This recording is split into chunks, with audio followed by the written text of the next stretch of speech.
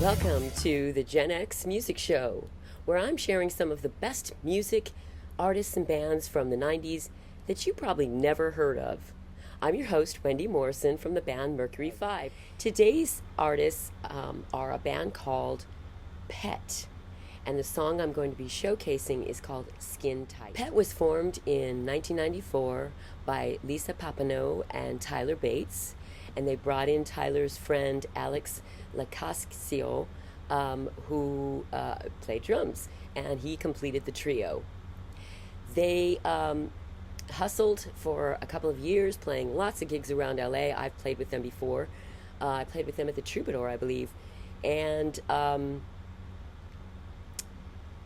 they hustled their way into high-powered manager Arthur Spivak's office and impressed him to such a degree, because he isn't going to really represent up-and-coming bands unless there's really something special.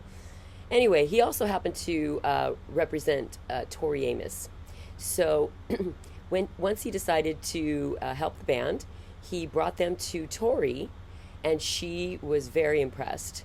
And so Tori and Arthur formed a record company called Igloo, just specifically to be able to present Pet to the world.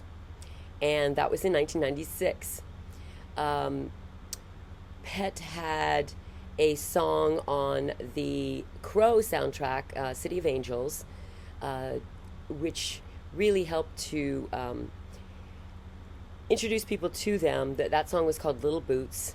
And back at that time, a lot of us the most important thing that we could do to get noticed was get a song on a soundtrack. I had a couple of my songs on a few different soundtracks, one of which was called Embrace of the Vampire, and that song was Blue Death Cold, and that same song was also featured in a movie called True Crime with oh gosh, I can't remember her name. Anyway, Alyssa Milano was in Embrace of the Vampire, and Alicia Silverstone was in True Crime. Some backstory, my producer and guitarist Steve Caton played with Tori Amos on that first album. He actually helped produce it and really cultivated the sound of it, along with his partner, recording engineer Dan Nebenzal,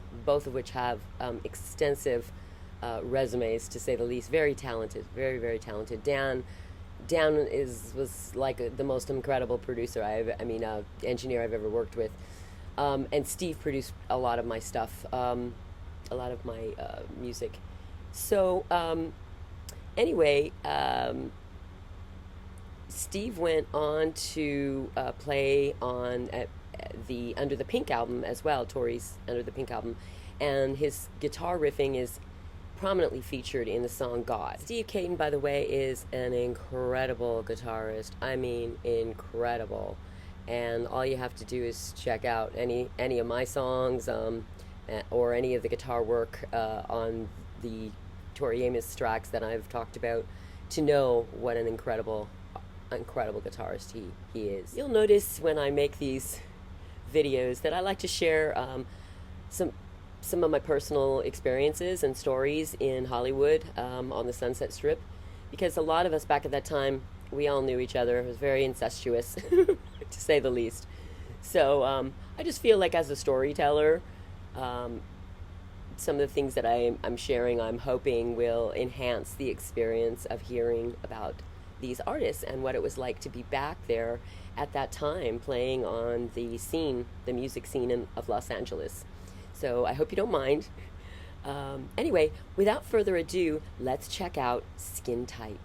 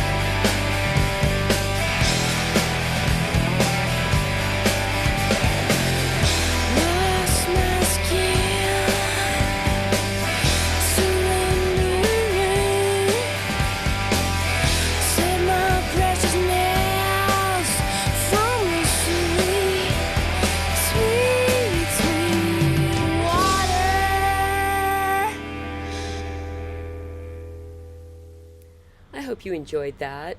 And if you did, I certainly hope that you will like and subscribe maybe so you can come back and share if you feel compelled. But most importantly, give me a comment because this is about your reaction. I want to know what you think about these bands and the music that you're hearing. Does it excite you? Is it something new and fresh? Or have you heard them before? That would make you really super special if you've heard of these bands before. Not that you aren't super special already, because you are, because you're here. And anyway, I really hope that you'll come back and check out some of the amazing artists that I will be sharing as I move forward. So thank you so much for being here. Thank you so much for participating in rock music, enjoying rock music, loving rock music, playing rock music, being a musician, whatever applies, because everything is about music. We all come together in that one area of life. We all love music. So rock on.